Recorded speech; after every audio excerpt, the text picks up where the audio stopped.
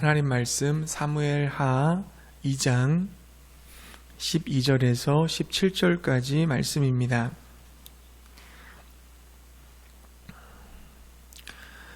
구약 465페이지쯤 있습니다. 사무엘하 2장 12절에서 17절까지 말씀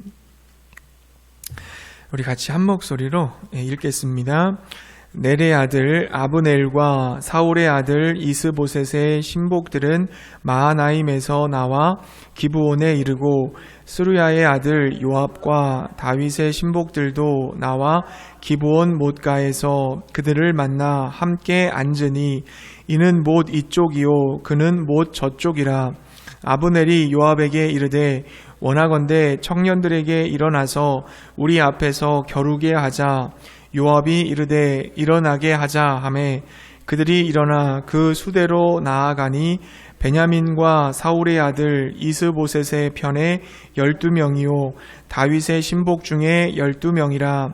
각기 상대방의 머리를 잡고 칼로 상대방의 옆구리를 찌르매 일제히 쓰러진지라. 그러므로 그곳을 헬갓 핫수림이라 일컬었으며 기브온에 있더라. 그날에 싸움이 심히 맹렬하더니 아브넬과 이스라엘 사람들이 다윗의 신복들 앞에서 패하니라. 아멘. 오늘 말씀 제목은 어리석은 전쟁이라는 제목으로 함께 말씀 나누도록 하겠습니다.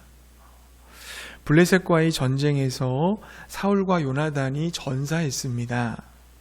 이제 다윗은 유다에서 왕으로 기름 부음을 받았습니다. 그러나 아직 풀어야 될 숙제가 있었습니다. 사울의 네 번째 아들인 이스보셋이 유다 지파를 제외한 11지파의 호의를 받으며 왕으로 세워졌기 때문입니다. 남유다의 왕은 다윗이 된 것이고 북이스라엘의 왕은 이스보셋이 된 것입니다. 그러니까 통일 이스라엘 왕국 그 한 나라에 다시 2명의 왕이 존재하게 되었습니다. 그렇게 다윗과 이스보셋은 서로 대결 구도를 가지고 7년이라는 시간을 보내게 됩니다. 오늘 본문은 그 7년 기간 중에 일어났던 한 사건을 기록하고 있습니다. 서로 이제 대결을 하는 거죠. 신호가 울리자 양쪽 군사들이 달려나갑니다. 그러나 승패를 가리기 위한 시합이 곧 서로 죽고 죽이는 난잡한 싸움이 되어버립니다. 결국 승자도 패자도 없이 24명이 모두 죽고 맙니다. 시합으로 시작했던 것이 광란의 학살로 끝난 것입니다. 우리가 오늘 읽었던 본문 말씀이 그 내용을 묘사하고 있어요. 기브온에서 아브넬과 요압이 벌인 무예 시합 대회는 곧 이스보셋과 다윗 사이의 격렬하고 피비린내 나는 전투로 번졌습니다. 그날 전사자의 수가 2장 마지막 절 보시게 되면 북이스라엘 쪽에서는 360명 그리고 남유다 쪽에서는 20명이 죽었다고 기록이 되어 있습니다. 자, 이 전쟁은 이스보셋이나 다윗이 주관한 전쟁이 아닙니다. 양 진영의 군사령관들끼리 2명의 군사령관, 그러니까 이스보셋 쪽에서는 아브넬, 그리고 다윗 쪽에서는 요압, 이 군사령관들끼리 다툰 거예요. 그들끼리 서로 힘자랑한 겁니다. 그러다가 번진 전쟁인 거죠. 같은 민족끼리 치고받고 싸우며 서로 칼로 죽이고 죽이는 그런 전쟁을 한 것입니다. 이것이 얼마나 얼빠진 싸움이며 정말 어처구니 없는 살인입니까? 참으로 어리석은 전쟁을 한 것입니다. 이날의 전쟁은 어떠한 명분도 없고 어떠한 영적인 고민도 없었습니다. 그들은 단지 허영심과 자만심과 권력과 지위에 대한 그 집착에 사로잡혀서 서로 싸운 거예요. 누가 힘 더 세냐 한번 해보자 이러다가 전쟁한 거예요. 그러니까 그 결과 참으로 안타깝고 끔찍한 일이 벌어졌습니다. 그러나 여기서 끝나지 않습니다. 이 어처구니 없는 전쟁에서 아합의 동생인 아사헬이 죽고 맙니다. 아사헬, 아합의 동생이거든요. 아합, 아빗의 아사헬은 형제입니다. 이들의 어머니는 수르야인데요. 스루야는 다윗의 여동생이었습니다. 그러니까 아합은 다윗의 조카가 되는 거죠. 아합, 아비새, 아사엘 삼형제, 그 중에서 아합의 동생 아사엘이 이 전쟁에서 죽어요. 그 기록이 19장부터 쭉 기록이 돼 있어요. 19절부터 29절까지 기록이 돼 있어요. 어떤 내용이냐면 전세는 다윗 쪽으로 점점점 기울어가고 있었어요. 그러니까 다윗의 군세가 더 강한 거죠. 아브넬과 그의 군대는 요압과 그의 군대 앞에서 쫓기게 되었습니다. 이런 상황에서 아사헬이 등장을 해요. 요압의 동생 아사헬. 그가 아브넬을 쫓기 시작합니다. 이스보셋의 군대사령관, 군대장관 아브넬을 쫓기 시작해요. 자, 18절에 보게 되면 아사헬은 노루처럼 다른 박제를 잘했다고 기록하고 있습니다. 아브넬은 자신의 뒤를 뒤쫓고 있는 그 아사헬에게 몇 번을 타이릅니다. 나를 죽이려고 하지 말고 다른 사람을 죽이는 것으로 만족해라. 너는 나를 죽일 수 없다. 내가 너를 죽이게 되면 내가 요압을 볼 면목이 없다. 그러니까 아브넬과 요압은 다 아는 사이인 거예요. 같은 민족이니까 다 알고 지냈습니다. 아사헬, 너는 나의 적수가 안 되니까 그냥 돌아가거라. 계속 이렇게 타일렀어요. 그러나 아사헬은 끝까지 아브넬을 쫓아가 죽이려고 합니다. 결국 아브넬이 참다 못해 달리는 중에 뒤를 돌아보지 않고 창 끝으로 아사헬의 배를 찔러서 관통시킵니다. 결국 아사헬이 이 전쟁에서 죽고 말아요. 지금 다윗의 군사들은 아브넬의 군대를 추격하다가 아사헬이 죽은 곳에 이르게 됩니다. 더 이상 추격하지 않고 그 자리에 다윗의 군사들이 멈추게 돼요. 그 중에는 아마 요압도 있었겠죠. 왜 멈춰섰을까요? 어린 소년 아사헬이 죽은 것을 보니까 굳이 우리가 이런 식으로 싸워야만 했을까? 다시 한번 생각해 보게 된 겁니다. 같은 동족끼리 자존심 때문에 이렇게 참담하게 서로 죽여야 하는 것에 대해서 깊은 회의감을 느끼게 된 것입니다. 그렇게 전쟁은 휴전을 하게 되고요. 아합은 아사헬을 베들레헴에 장사하고 헤브론으로 돌아오게 됩니다. 이때 아합은 자기의 동생 아사헬을 죽인 그 아브넬을 복수할 것을 결심을 하죠. 그리고 실제로 다윗이 통일 왕국을 이루었을 때 그때 요압은 기회를 봐서 아브넬을 무참하게 살해합니다. 결국 요압은 가장 아끼는 동생 아사헬을 잃었고요. 아브넬은 많은 군사들을 잃었습니다. 또 그 후에 아브넬은 요압에 의해 살해를 당합니다. 왜 이렇게 끔찍한 일이 벌어진 것일까요? 죽지 않아도 될 사람들이 너무나 많이 죽었습니다. 원수가 될 필요가 없는 사람들이 서로 원수가 되었습니다. 왜 이런 일이 벌어진 것일까요? 24절부터 여러분 26절을 보시면요. 아브넬이 해가 지고 상황도 불리해지자 우리가 서로 동족이 아니냐, 우리 싸우지 말자라고 휴전을 제의해요. 아브넬이 먼저 제의합니다. 싸움을 건 사람도 아브넬이고 휴전을 먼저 건 사람도 아브넬이에요. 그는 자기가 유리할 때는 너는 나의 적이야 이렇게 얘기하고 자기가 불리하면 우리는 서로 형제잖아 이렇게 얘기하는 약간의 기회주의자입니다. 자, 휴전을 제의한 아브넬에게 요압이 뭐라고 얘기했을까요? 27절부터 28절 말씀인데요. 우리 27절, 28절 한번 읽어볼까요? 넘겨서 2장 27절, 28절 요 두 절의 말씀을 우리 함께 한번 읽어보겠습니다. 같이 읽습니다. 요압이 이르되 하나님이 살아계심을 두고 맹세하노니 네가 말하지 아니하였더라면 무리가 아침에 각각 다 돌아갔을 것이요 그의 형제를 쫓지 아니하였으리라 하고 요압이 나팔을 불매 온 무리가 머물러 서고 다시는 이스라엘을 쫓아가지 아니하고 다시는 싸우지도 아니하니라. 아멘. 이 전쟁이 아마 거의 이스보셋과 다윗의 마지막 전투였던 것 같아요. 더 이상 싸우지 않았다고 기록을 하고 있는 거 보니까. 자, 요압은 뭐라고 얘기했냐면 아브넬에게 아브넬 네가 먼저 시비거리를 제공했잖아. 네가 시비 걸어서 싸운 거잖아. 네가 시비 안 걸었으면 우리 싸울 필요도 없었고 그냥 다 아침에 각각 각자 자기의 집에 돌아가서 쉬었을 거야. 그렇게 얘기하고 있는 거예요. 그러나 이런 말을 했던 요압에게도 잘못이 있었어요. 아무리 아브넬이 먼저 시비를 걸어온다 할지라도 요압이 받아주지 않으면 되는 거거든요. 받아주지 않으면 그만입니다. 요압의 잘못은 뭐예요? 받지 말아야 될 그 시비를 상대해 준 것입니다. 정말 문제는 뭘까요? 아브넬도 요압도 싸움의 대상이 누군지를 몰랐다는 거죠.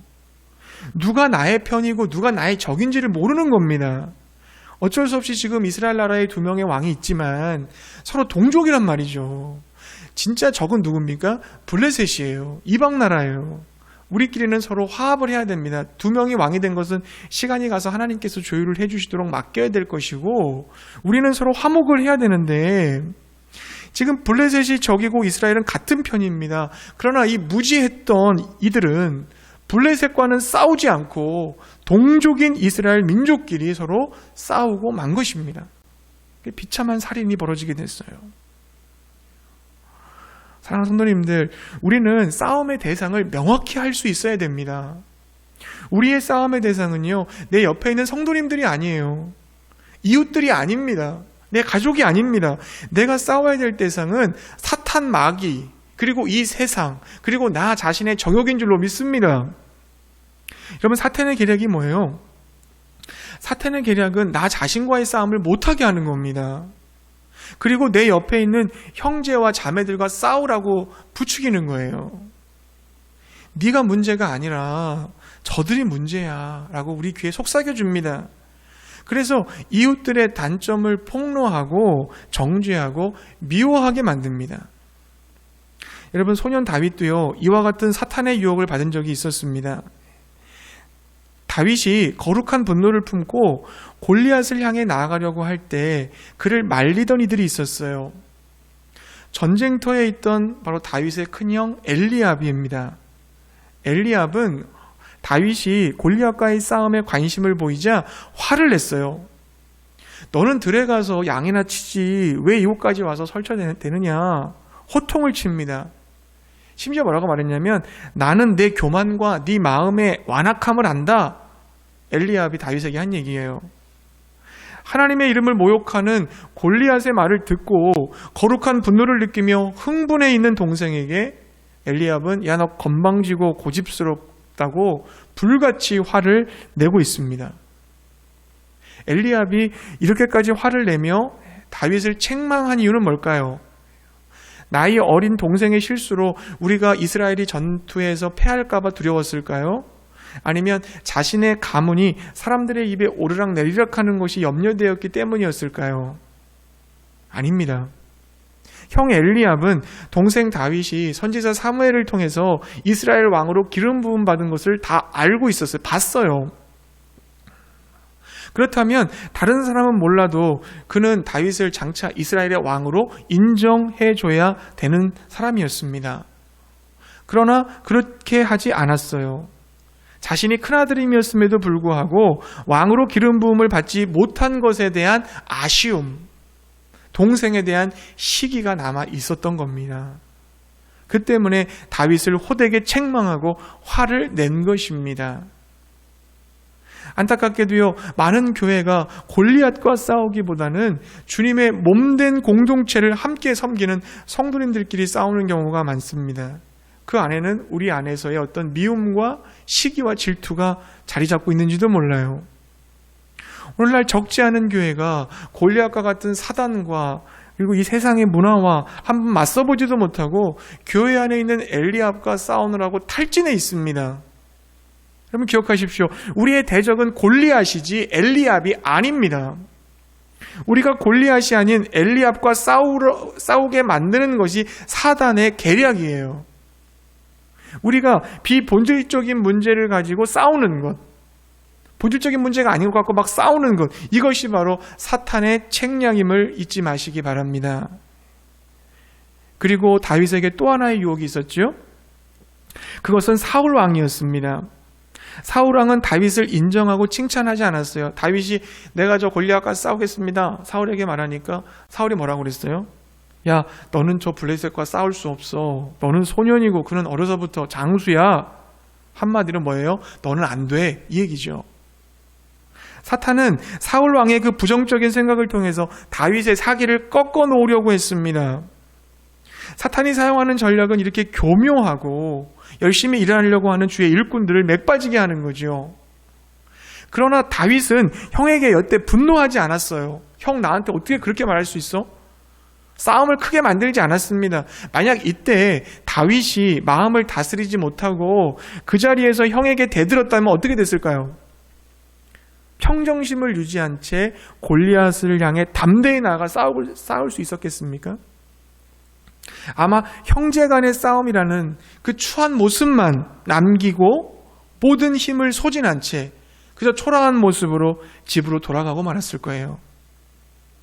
다윗은 또한 사울 왕으로부터도 부정적인 평가를 들었습니다. 하지만 다윗은 포기하지 않았어요. 그는 하나님의 사람이라는 확신을 가지고 오직 하나님의 말씀을 의지해서 주변 사람들의 평가와 만류에 휩쓸리지 않았습니다. 즉 쓸데없는데 힘 빼지 않았다는 거죠. 우리들은 싸울 사람들이 아니야. 나 당신들하고 힘 빼고 싶지 않아요. 우리는 싸울 사람은 저 앞에 있는 저 골리앗입니다. 다윗은 명확하게 알고 있었던 거예요. 정말 다윗은 형들이나 사울 왕과 싸운 것이 아니라 자기 자신하고 싸운 거죠. 어떻게 보면. 그리고 그 싸움에서 승리한 겁니다. 자기 자신과의 싸움에서 승리하면 사탄과의 전투에도 승리하게 된다는 것을 믿으시기 바랍니다. 여러분, 자기 자신과의 싸움이 뭘까요? 내 자신과의 싸움. 그것은 어떤 상황에 처한다 할지라도 내가 하나님의 편에 서는 겁니다. 내 편, 또 사람들의 편, 사탄의 편에 서고 싶을 때가 있지만 어찌하든지 간에 나는 하나님의 편에 선다. 하나님의 편에 서서 버티는 싸움이 자기와의 싸움인 줄로 믿습니다. 여러분, 선악과를 봤을 때 아담과 하와가 보암직도 하고 먹음직도 하고 지혜롭게 할 만큼 탐스럽다고 그랬거든요. 그때 그 선악과를 먹지 않는 게 하나님 편에 서는 거예요. 하와가 아담한테 와서 이거 먹어봐, 이거 먹으면은 눈이 밝아져 하나님처럼 된대라고 유혹했을 때 그거 먹지 말고 이거 왜 먹어, 이거 먹으면 죽어 라고 말해주는 것이 하나님 편에 서는 겁니다. 모두가 다 자기 소견에 옳은 대로 살아가고 하나님의 영이 없어진 육신이 되어서 육체의 정욕을 따라서 살아간다 할지라도 에녹처럼 하나님과 동행하며 살아가는 것이 하나님의 편에 서는 것이요, 노아처럼 하나님 말씀에 순종하며 하나님의 영으로 하나님께서 말씀하신 그 방주를 지어내는 것이 바로 하나님의 편에 서는 것입니다. 많은 사람들이요, 신앙생활 그냥 적당히 하고 대충 하고 그냥 자기 마음대로 이렇게 하면서 넓은 길, 큰 길로 갈 때 나는 하나님의 주권을 인정하며 하나님을 철저히 의지하며 하나님 말씀에 순종하기 위해서 몸부림치면서 십자가의 길, 좁은 길로 그 길로 가는 사람, 바로 그가 하나님 편에 서는 것입니다. 내 마음을 아프게 하는 사람이 있었지만 너와 나는 싸울 사람이 아니야. 우리는 서로 용서하고 사랑할 사람이야. 우리는 내 자신과 싸우고 마귀와 싸워야 돼 라고 하나님 편으로 설 수 있는 사람, 그가 바로 자기와의 싸움에서 이기는 사람이에요. 우리가 해야 할 싸움은 성도들과 하는 게 아닙니다. 사람들과 하는 게 아니라 내가 하나님 편에 서는 싸움이라는 것을 믿으시기 바랍니다. 하나님 편에 서는 게 왜 이렇게 중요할까요? 하나님 편에 서는 게 선이에요. 하나님과 반대편에 서는 것이 악입니다. 선과 악이라는 것은 윤리 도덕이 아니에요. 하나님이 기준이에요. 하나님께 함께 서서 하나님과 동행하면 선이고 하나님과 반대편에 서면 악이 되는 겁니다. 하나님 편에 서면 하나님이 책임지시고 하나님이 그 사건에 개입하시고 하나님이 이기게 하시고 승리를 주실 줄 믿습니다. 그럼 여러분, 하나님 편에 선다는 건 또 어떤 뜻일까요?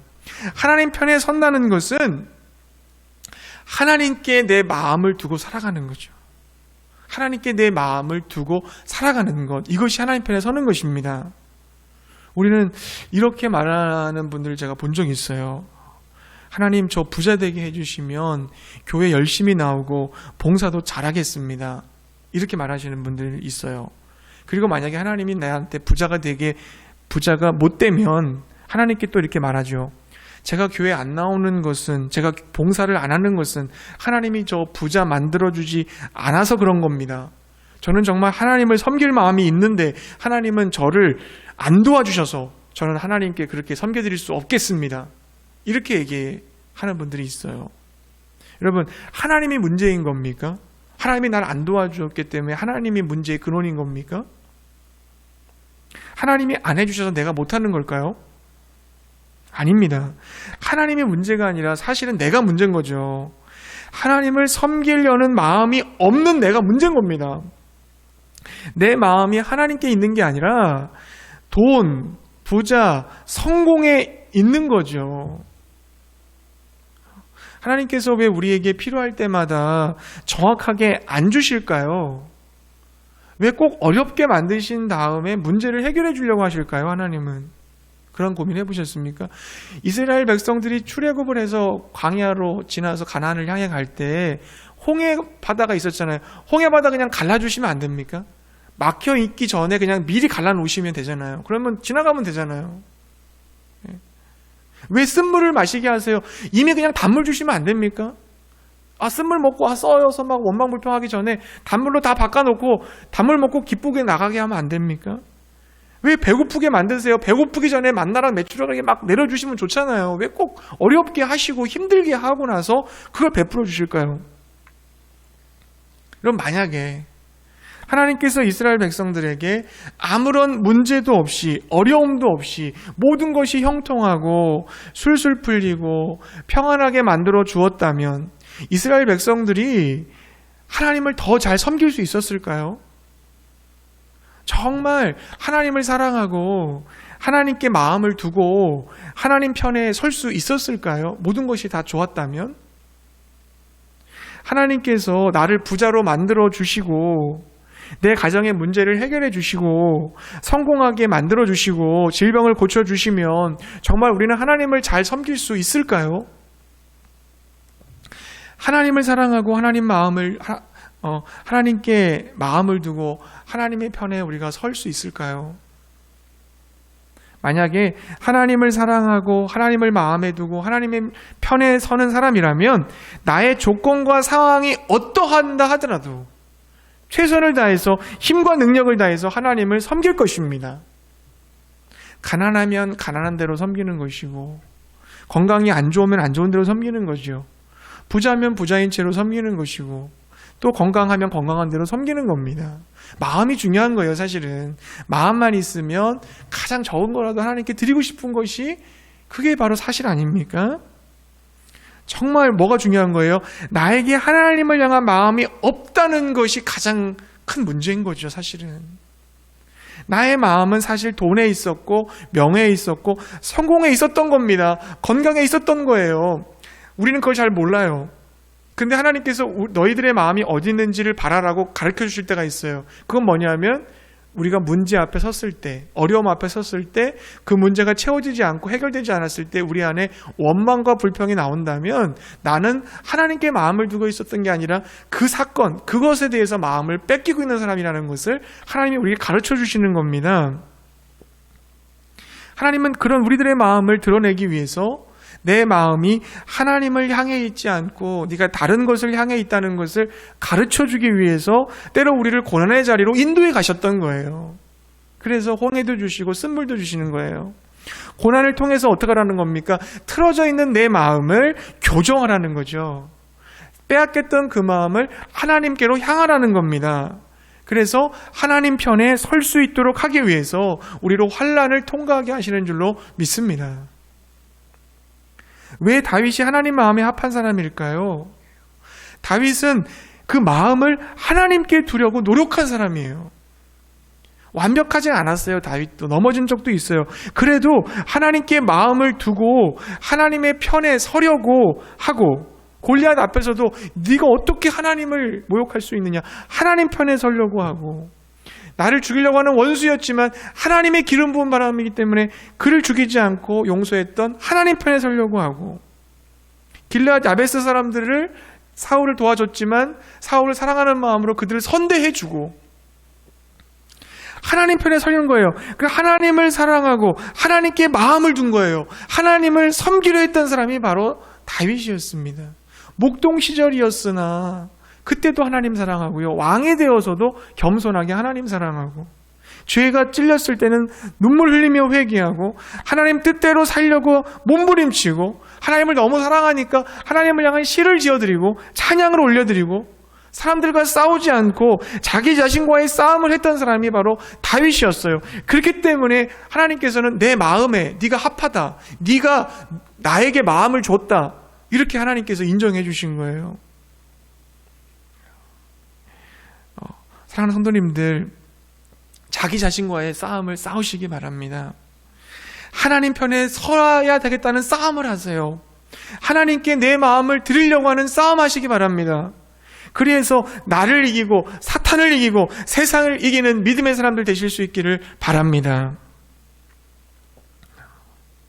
불필요한 전쟁으로 서로 죽고 죽이는 끔찍한 일이 벌어지게 된 이유 한 가지 더 찾는다면요, 그것은 사람됨의 문제라고 할 수 있습니다. 사람됨의 문제. 이런 본문에 등장하는 좀 인물들을 좀 보면 좋겠어요. 이 아브넬, 이스보셋의 군대의 사령관 아브넬, 이는 어떤 사람일까요? 이 사람은요, 극도의 기회주의자예요. 아까도 말했듯이 그는 국왕 옹립자로서의 위치를 확립하여 힘없는 이스보셋을 꼭두각시 왕으로 만들어 놓은 거예요. 그리고 이 아브넬은요, 어떤 사람이냐면 이미 다윗이 왕이 될 거라는 걸 알고 있는 사람이에요. 그걸 깨닫고 어떻게 해요? 북쪽 지파들을 다윗 쪽으로 회유하기 시작합니다. 왜 그렇게 했냐면 다윗의 정부에서 자신이 지도자적인 위치를 차지하기 위함인 거예요. 지금 이대로 있으면 내가 사울 편에 선 사람이기 때문에 다윗의 왕권이 들어설 때 요압에게 자기 군대 사령관의 자리를 뺏기잖아요. 그러니까 자기의 입지, 자기의 힘을 키워놓고 자연스럽게 다윗의 눈에 들어서 다윗이 왕자에 오를 때 요압을 물리치고 자기가 군대 사령관이 되려고 하는 그런 기회를 엿보려고 하는 겁니다. 실제로 여러분 사무엘하 3장에 가시면요, 3장 9절 이하에 가시면 아브넬이 굉장히 경건한 언어를 사용하면서 이스보셋, 그 북이스라엘의 왕 이스보셋을 협박을 합니다. 뭐라고 협박하냐면, 주께서는 이미 다윗에게 약속하신 것이 있습니다. 이제 저는 다윗 편을 들어서 하나님의 뜻대로 하겠습니다. 그렇게 하지 않는다면 하나님이 이 아브넬에게 벌을 내리시고 또 내리셔도 좋습니다. 하나님은 이 나라를 사울과 그의 자손에게서 빼앗아 다윗에게 주실 것입니다. 하나님이 다윗을 이스라엘과 유다의 왕으로 삼으셔서 다스리게 하실 것입니다. 무슨 얘기입니까? 자기가 섬기고 있는 그 이스보셋 왕에게 다윗이 하나님이 세운 왕이니까 이제 그 왕자 내려놓으시고 포기하시죠, 이렇게 얘기하는 거예요. 지금 전세가 기울어가는 걸 아니까 그 기회를 엿보고 이스보셋을 협박하는 겁니다. 하나님의 이름을 빌려서 하나님의 뜻이 다윗에게 있으니까 당신은 왕자 내려놓으세요. 이제 아브넬은요, 아주 세련되게 교활한 사람이에요. 하나님의 이름과 하나님의 뜻을 갖고 와서 교활하게 자신의 이기적인 목적을 이루는 거죠. 그렇게 해서 나는 다윗의 밑에 바로 충신으로 들어가야지. 그러니까 자기가 다 이렇게 설득했기 때문에 다윗이 봤을 때는 북이스라엘 사람들 정리를 다 했구나, 네가 나의 충신이다, 이렇게 할 수 있는 거잖아요. 그러니까 자신의 이기적인 목적을 위해 하나님의 이름을 교묘히 이용하는 법을 알고 있었던 사람이 아브넬이에요. 반면에 여러분, 요압은 어떻습니까? 요압은 전형적인 억세고 거친 사람입니다. 그는 일단 생각 안 해요. 일단 죽이고 봅니다. 사람 죽이고 생각해요. 또한 그는 소위 이상주의자예요. 이상주의라는 게 뭐냐면 자신이 보기에 옳다, 무조건 실행합니다. 이상적이에요. 하나님의 기름 부음을 받은 다윗을 위해서라면 앞뒤 가리지 않습니다. 그러니까 이런 거죠. 만약 당신이 내 이상에 반대할 경우 나는 이상을 위해서 당신을 제거해버릴 수 있소. 그것이 정당한 방법이건 비열한 방법이건 난 가리지 않소. 내가 옳다고 생각하고 맞다고 생각하는 것에 대해서는 수단 방법을 가리지 않고 나는 반드시 그 일을 성취하고 마는 사람이요. 이런 거예요. 이게 이상주의자예요. 그러니까 불같은 성미와 그리고 독단주의와 그런 완력의 결합이 이 아합을 멸망의 길로 이끕니다. 결국은 다윗이 그 솔로몬에게 왕권을 주면서 요압을 처단하라고 얘기하거든요. 요압 때문에 다윗이 마음이 굉장히 많이 아팠을 거예요. 이 전쟁도 사실은 요압이 거기에 붙어가 아브넬과 싸운 거잖아요. 그래서 사람이 죽었잖아요. 그러니까 요압에게 있어서 하나님은 어떤 분이냐면 자신의 폭력을 초월적으로 합리시켜주는 분이라고 요압은 생각하고 있었을 거예요. 하나님의 이름을 빌려 자기의 폭력을 정당화하는 사람, 그가 요압이었습니다. 자, 요압의 동생 아사헬은 어떤 사람일까요? 같은 형제니까 좀 비슷해요. 아사헬은요, 이스라엘 군인들이 피를 흘리고 죽는 것을 보니까 앞뒤 생각 안 해요. 전쟁에 뛰어들었습니다. 그는 다른 사람은 생각하지도 않고 오직 누구 죽이려고 그랬어요? 이스보셋의 군대사령관 아브넬 죽이려고 막 쫓아갔잖아요. 계속. 그 이유는 어린 나이에 적장을 잡았다는 명예를 얻고 싶었던 겁니다. 아사헬이 동족의 피를 흘리는 것에 흥분했을 뿐만 아니라 이 전쟁에서 내가 어린 나이에 최고의 공을 세웠다는 그 명예욕에 눈이 뒤집혀져 있었어요. 여러분, 이들은요, 하나님 나라에 대해서, 하나님에 대해서, 진리와 참다운 영예와 명예에 대해서 아무 관심이 없어요. 그들은 뭐에만 관심 있는 겁니까? 오직 자신에 대해서만, 자신의 나라에 대해서만, 자신들의 부와 성공과 명예에만 다 관심 가진 사람들이에요. 이들은 정말 저급하고 좀스러우며 굉장히 거만합니다. 그들은 주어진 상황을 자신의 명성과 야망을 위한 무대로 사용하는 데만 몰두하는 거예요. 어떻게 하면 내가 올라갈까? 어떻게 하면 내가 더 성공할까? 아브넬은 잔꾀를 통해서 그렇게 했고, 요압은 폭력을 통해서 그렇게 했고, 아사헬은 명예를 통해서 그렇게 하려고 그랬어요. 자신들의 입지와 나라를 만들려고만 했습니다. 아브넬은 이스보셋의 그 왕의 유약함을 이용해 먹어서 자신을 위해 교활하게 다윗 편에 붙으려고 했던 사람이고, 요압은 다윗 군대에서 자신의 위치를 이용해서 개인적 원한인 아사헬을 죽인 그 아브넬을 나중에 복수하거든요. 원한을 갚고요. 아사헬은 아브넬을 죽여서 높은 자리에 올라가려고 혈안이 되었던 사람이었습니다. 여러분, 이 모습을 좀 보면서요, 예수님의 제자들에게도 아브넬과 요압과 아사헬과 같은 모습이 있었다는 것을 발견했어요.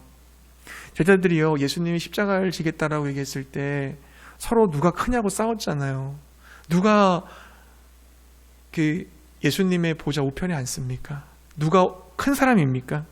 자기가 크다고 자랑했고 하나님 나라가 임할 때 더 높은 자리에 앉기를 갈망했습니다.